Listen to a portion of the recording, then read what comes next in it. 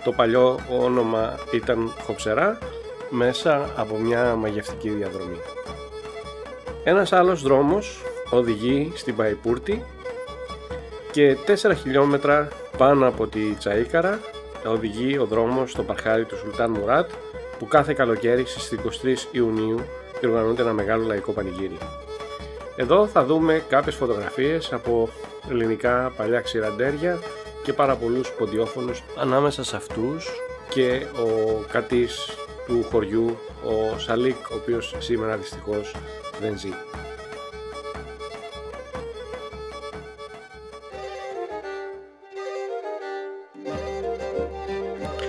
Όφης, μια πόλη με πολύ μεγάλη ιστορική ελληνική σημασία που απέχει 52 χιλιόμετρα από τη Τραπεζούδα.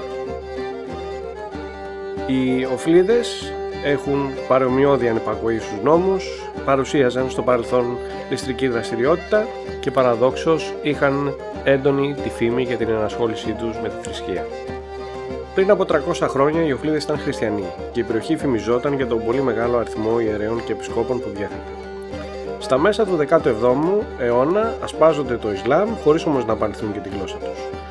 Έκτοτε η προσήλωσή τους στη νέα θρησκεία είναι τόσο μεγάλη ώστε Όφης να αποκτήσει τα περισσότερα τζαμιά και ιερατικές σχολές κατά αναλογία πληθυσμού σε όλη τη χώρα. Ένα πολύ σημαντικό αξιοθέατο της περιοχής που, όπως είπαμε, έχει πάρα πολύ πράσινο και πολύ ορμητικά ποτάμια είναι η κρεμαστή γέφυρα της Χαμσίγιας, που βρίσκεται στο δρόμο προς τη Τσαΐκαρα και είχε πάθει κάποιες ζημιές το 1998, αλλά επισκευάστηκε το 2003, την τελευταία φορά που επισκεφθήκαμε ήταν στη θέση της και επισκευασμένη.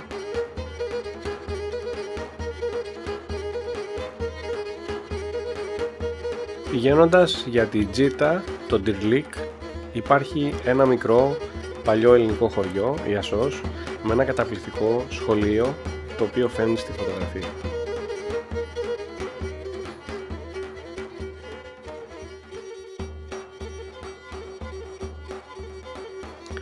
Ένα από τα εντυπωσιακότερα χωριά της περιοχής των Σουρμένων είναι η Τσίτα, το σημερινό Ντυρλίκ, πατρίδα των Τσιροζιδαίων και άλλων γνωστών ποντίων, Σουρμενιτών.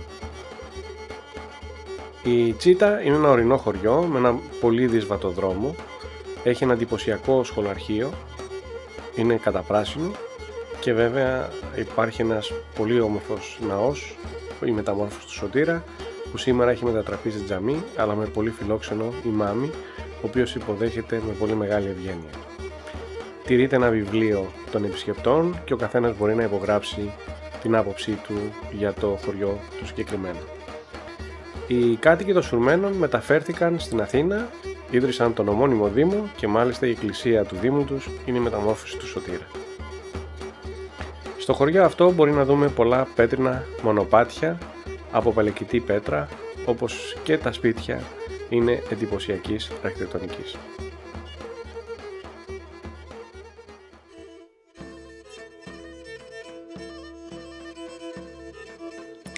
Σάντα είναι η κοινή ονομασία 7 οικισμών που χτίστηκαν σε υψόμετρο από 1500 έως 1800 μέτρα σε μια σχεδόν απροσπέλαστη κόχη των Ποντικών Άλπιων. Πρέπει να είναι ο παλιός θύσκης του Ξενοφόντα. Μπορεί κανείς να προσεγγίσει είτε από τον ποταμό Γιάμπολη, ανεβαίνοντας παράλληλα με τον ποταμό μέσα από μια πολύ μικρή και στενή κοιλάδα, είτε από τα οροπέδια της Ματσούκα Σουμελάς και της Αγκυρούπολης μέσω Γιαγνούντερα. Ίσως είναι η υψηλότερη μόνιμα κατοικημένη περιοχή στη Μαύρη Θάλασσα. Η Επτόκομο Σάντα ιδρύθηκε από Έλληνες που ήθελαν να αποφύγουν την τυραννία των Τερεμπέιδων, των τοπικών δηλαδή φεουδαρχών που ασκούσαν κάποια τυραννική εξουσία και καταστάθηκαν εκεί τον 18ο αιώνα. Τα σπίτια και οι εκκλησίες είναι όλα από πελεκητές πέτρες, οι περισσότερες μάλιστα είναι κατά τρίκλητο ρυθμό, και οι τεχνίτες της Σάντας ήταν οικοδόμοι, ονομαστοί που ταξίδευαν σε όλο τον Πόντο και έφτιαχναν περίφημα αρχοντικά.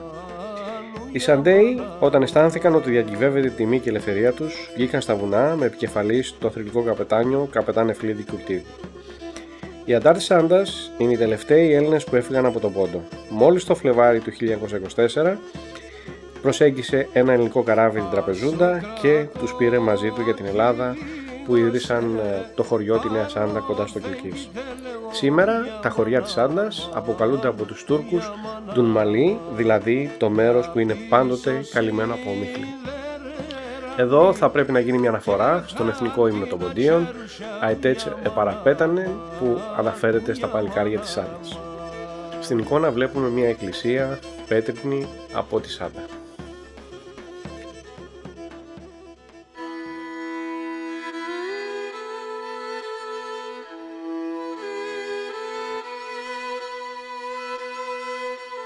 Δύο πολύ μεγάλα και σημαντικά μοναστήρια στον Πόντο, εκτός από την Παναγία Σουμελά, ήταν ο Άγιος Γιώργης ο Περιστερώτας, που ήταν ένα σκαρφαλωμένο μοναστήρι σε ένα απότομο βράχο ύψους περίπου 300 μέτρων, στην απομονωμένη κοιλάδα του Διπόταμου, στην περιοχή της Γαλήνας. Ο δρόμος περνά μέσα από πυκνό και υγρό δράσος, με χυμάρους, απότομα σκαμπανεβάσματα και οργαιώδη βλάστηση. Βρίσκεται περίπου 3 με 4 χιλιόμετρα μετά το χωριό Κουστούλ. Η μονή ιδρύθηκε σύμφωνα με την παράδοση το 752, εγκαταλείφθηκε το 1203 και επανεδρύθηκε το 1399. Αργότερα οικοδομήθηκε με πρωτοβουλία του ηγουμένου της Μονής Γρηγορίου με την οικονομική βοήθεια από τον τότε Σουλτάνο Αρντούλ Χαμίτ. Εγκαταλείφθηκε οριστικά το 1923, ενώ τα πολύτιμα χειρόγραφα και τα άλλα κοιμήλια της χάθηκαν κατά τον ίσον των μοναχών. Σήμερα οι μουσουλμάνοι ντόπιοι της περιοχής το αποκαλούν Χιζίρ Ηλίας Μοναστηρί, συγχέοντας τον Άγιο Γιώργη με τον προφήτη Ηλία. Άλλο σημαντικό μοναστήρι είναι η Μονή του Ιωάννου του Βαζελώνος, που είναι 48 χιλιόμετρα μακριά νότια της Τραπεζούντας και 6 χιλιόμετρα από τη διασταύρωση του Κυπρούγιαννη Κυρεμιτλή. Βρίσκεται 15 χιλιόμετρα από την εθνική οδό Ματσούκας Ζήγανας. Θέλει περίπου άλλα 15 λεπτά σαν ανηφορικό δρόμο για να το προσεγγίσεις. Ίσως είναι η αρχαιότερη μονή του Πόντου, ιδρυμένη σύμφωνα με τις αναφορές που έχουμε το 270 και καταστράφηκε από τους Πέρσες, ενώ ξαναχτίστηκε από τον Ιουστινιανό σε μια κοντινή τοποθεσία δίπλα στη σκήτη του προφήτη Ηλία. Όπως και στη Σουμελά, και εδώ η εκκλησία είναι χτισμένη μέσα σε μια ιερή σπηλιά, ενώ από το βράχο τρέχει αγίασμα. Οι θαυμάσιες τοιχογραφίες στο εσωτερικό της εκκλησίας ανήκουν στην πρώιμη και όρεινη βυζαντινή περίοδο, αλλά οι ξενώνες και τα άλλα κτίρια του μοναστηριού χτίστηκαν τον 19ο αιώνα.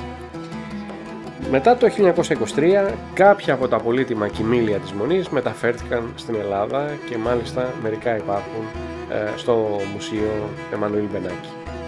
Τόσο ο Άγιος Γιώργος ο Περιστερώτας, όσο και ο Άγιος Ιωάννης ο Βαζελώνας υπάρχουν χτισμένοι, θα λέγαμε, επίγονοί τους στην Ελλάδα. Το ένα βρίσκεται κοντά στην Άουσα και το άλλο μοναστήρι είναι στο νομό Κοζάνης. Το μοναστήρι της Παναγίας Σουμελά βρίσκεται 43 χιλιόμετρα από την Τραπεζούντα, 16 χιλιόμετρα από τη Ματσούκα. Τι να πρωτοπεί κανείς και για το μοναστήρι και για την τοποθεσία στην οποία βρίσκεται χτισμένο. Έχω περιηγηθεί 49 χώρες, ποτέ δεν συνάντησα αυτό το απόλυτο πράσινο που συνάντησα στο μοναστήρι της Παναγίας Σουμελά.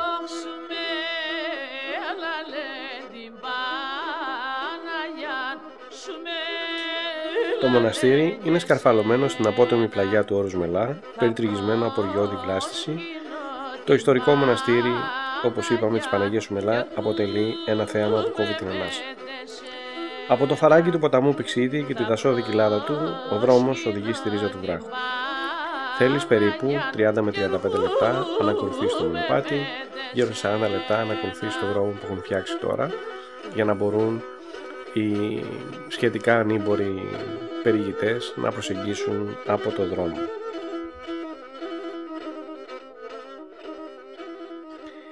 Φτάνουμε σε ένα επταόροφο ξενώνα που σήμερα μάλιστα έχει ανακατασκευαστεί και μπορούμε να δούμε την Ιερή Σπηλιά με το αγίασμα και την εκκλησία με τις υπέροχες τυπογραφίες που μέχρι πρόσφατα ήταν στο έλεος των Αντάλλων.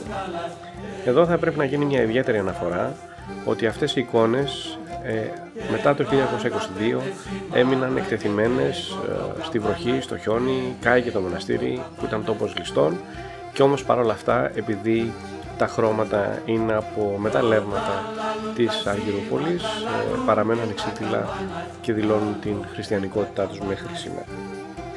Κατά την παράδοση, το μοναστήρι ιδρύθηκε το 4ο αιώνα από τους Αθηναίους μοναχούς Βαρνάβα και Σοφρόνη. Οι μοναχοί αυτοί ακολούθησαν την αγιογραφημένη από τον Απόστολο Λουκά εικόνα της, που μεταφέρθηκε σύμφωνα με την παράδοση με θαυματουργό τρόπο στο Ρεσμελά. Η Σουμελά ευημερούσε ήδη κατά την εποχή του Ιουστινιανού, τον 6ο αιώνα, και η φήμη της απλώνταν σε ολόκληρη την Μικρά Ασία, τη χριστιανική Μικρά Ασία. Η φήμη αυτή γίνεται αιτία να συσσωρευτούν πλούτη στη Μονή, ενώ οι αυτοκράτορες της δυναστείας των Κομνηνών τις παραχωρούν πολλά κτήματα και χωριά της περιοχής, των οποίων οι κάτοικοι επιφορτίζονται με τα καθήκοντα της καλλιέργειας της γης και της φρούης των περασμάτων για το φόβο των ληστών και των υποδρομών.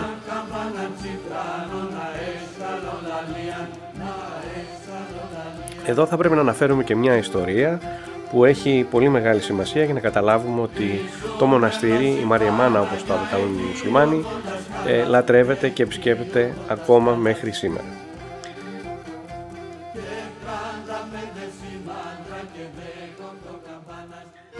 Το 1574 περίπου έως το 1595 έζησε κατά πάσα πιθανότητα ο Μουράτ ο πρώτος, σουλτάνος τότε της Οθωμανικής Αυτοκρατορίας, και οδηγεί το στράτευμά του στο δρόμο από Τραπεζούντα για τη Βαγδάτη της Περσίας. Ο δρόμος λοιπόν περνούσε πολύ κοντά από το μοναστήρι και αναγκάζεται να στρατοπεδεύσει και να διανυκτερεύσει στο μοναστήρι του Σουμελά. Στον έξυπνο, θα λέγαμε, σουλτάνο έκανε εντύπωση η τάξη και πώς ήταν όλα τακτοποιημένα στη Μονή. Ρώτησε τότε τον ηγούμενο πώς τα καταφέρνει, και ο ηγούμενος του απάντησε ότι η Μονή λειτουργεί άριστα, γιατί ουδέποτε αναβάλουσιν στην πρωίαν της αύριον την εργασία της εσπέρας της σήμερα.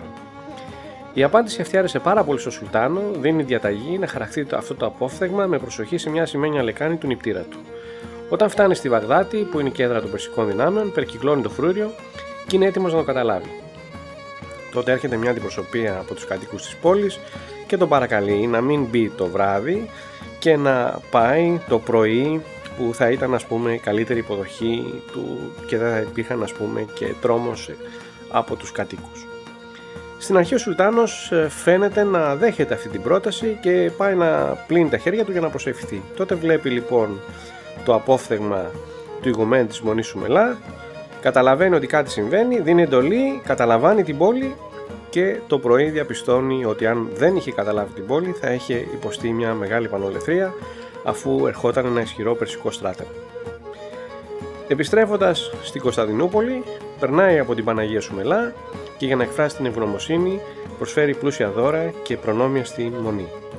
Μάλιστα δέχτηκε να αντικαταστήσει το χάλκινο κάλυμα της στέγης του ναού με ασημένιο, πράγμα που ήθελαν να αποφύγουν οι μοναχοί, γιατί τότε η Μονή θα γινόταν στόχος των ληστρικών συμμοριών της περιοχής. Αυτή η Μονή είπαμε ότι βρίσκεται σε ένα δρόμο που συνδέεται με τη Σάντα, με την Αργυρούπολη και την Κρόμη. Είναι ένα πανέμορφο μοναστήρι, το τοπίο είναι εκπληκτικό. Εδώ θα πούμε ότι η αναστήλωση του μοναστηριού που έχει γίνει τώρα τελευταία δεν έχει ακολουθήσει τις παλιές φωτογραφίες που έχουν εκτεθεί σε εσάς για να δείτε πώς ήταν και πώς είναι σήμερα, όπως επίσης έχει γίνει μια πολύ κακή συντήρηση των αγιογραφιών του Παντοκράτορα και της Θεομήτωρος, που καμία σχέση έχουν με βυζαντινή παράδοση. Για να πας πάνω στο μοναστήρι περνάς από το γεφύρι, το αποκαλούμενο της Παναγίας στο Γεφύρ, και μπορούμε να πούμε ότι τη δεκαετία του 1910 ζούσαν πάνω από 100 μοναχοί.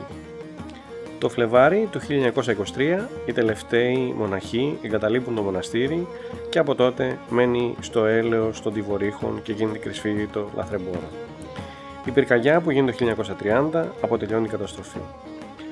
8 χρόνια αργότερα ο μοναχός Αμβρόσιος Σουμελιώτης, με εντολή του Πρωθυπουργού της Ελλάδας του Βενιζέλου, αφού έχει κάνει μια συμφωνία με τον Πρωθυπουργό της Τουρκίας με την ΟΝΟΥ, πηγαίνει, ανοίγει το μετόχι της Αγίας Βαρβάρας, μια κρύπτη συγκεκριμένα που είχε κρύψει εκεί την εικόνα της Παναγίας, και τη μεταφέρει στην Ελλάδα μαζί με άλλα κοιμήλια, όπου από εκεί 67 χειρόγραφοι κώδικες και 150 βιβλία της Μονής βρίσκονται σήμερα στο Μουσείο της Άγκυρας. Πολλές από τις πολύτιμες εικόνες έχουν μεταφερθεί στην Οξφόρδη, κάποιες άλλες στο Δουβλίνο, όμως η εικόνα της Παναγίας Σουμελά μεταφέρθηκε στο Βέρμιο, συγκεκριμένα στην Καστανιά, και ξεκίνησε με πρωτοβουλία του φίλου Αθενίου το 1951 να χτιστεί μια αντίστοιχη εκκλησία στο όνομα της Παναγίας του όρους Μελά, συγκοπτόμενα του Σούμελα.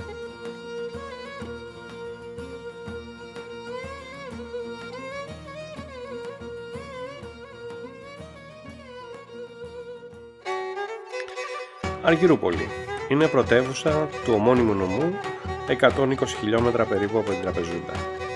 Η πόλη έχει πάρει το όνομά της από τα ορυχεία του Αργύρου που είναι γνωστά από την αρχαιότητα. Αποτέλεσαν βασική πηγή εσόδων της αυτοκρατορίας της Τραπεζούντος από το 1204 έως το 1461. Πέρασαν στον έλεγχο του Σουλτάνου και μάλιστα ο αρχιμεταλλουργός ήταν πάντα χριστιανός. Έφτασαν σε ακμή στα τέλη του 17ου αιώνα για να παρακμάσουν το 19ο και να κλείσουν οριστικά το 1910.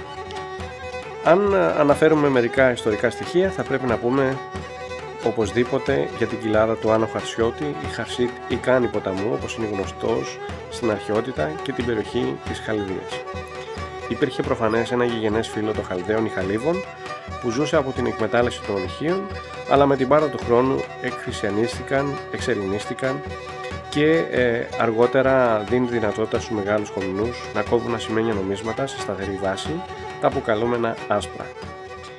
Η Αργυρούπολη κατά την παράδοση ιδρύθηκε το 15ο αιώνα από κατοίκους του ορεινού χωριού Τζάχα, γίνεται μεταλλευτικό κέντρο και αποκτά πλούτο και έγκλη. Στα τέλη του 17ου αιώνα η ελληνική κοινότητα ανθεί, οι αρχιμεταλλουργοί προστατούν στη δημιουργία εκκλησιών, φροντιστηρίων και κοινοφιλών ιδρυμάτων. Το 1722 ιδρύεται το φροντιστήριο Αργυρούπολης, το 1724 ο Μητροπολιτικός Ναός του Αγίου Γεωργίου. Είναι πάνω στο δρόμο από την Τραπεζούντα για τη Ρωσία, έτσι έχει πολύ μεγάλη εμπορική σημασία. Το 19ο αιώνα, όπως είπαμε, τα ορυχεία Αργύρου παρακμάζουν, παρατηρούνται μετακινήσεις πληθυσμών, ιδιαίτερα μετά τους ρωσοτουρκικούς πολέμους του 1828 και μετέπειτα. Πάρα πολλοί κάτοικοι, ανάμεσα αυτούς και κάποιοι πρόγονοί μου, συγκεκριμένα οι παππούδες μου, πηγαίνουν στη Ρωσία για αναζήτηση καλύτερης τύχης. Το 1856 υπογράφεται η συνθήκη για τον τερματισμό του Κρημαϊκού πολέμου και η Οθωμανική Αυτοκρατορία αναλαμβάνει την υποχρέωση να σέβεται την θρησκευτική ελευθερία των χριστιανών υπηκών. Έτσι εκδίδεται το χάρτη Χουμαγιούν, που σημαίνει ότι οποιοσδήποτε κάτοικος της Αυτοκρατορίας έχει δικαίωμα να πιστεύει στο θρήσκευμα και στο δόγμα το οποίο επιθυμεί. Αυτό επικυρώνεται με τη συνδιάσκεψη της Ειρήνης των Παρισίων στις 31 Μαρτίου του 1856. Τότε πάρα πολλοί κρυπτοχριστιανοί, όπως είναι το χωριό της Κρόμ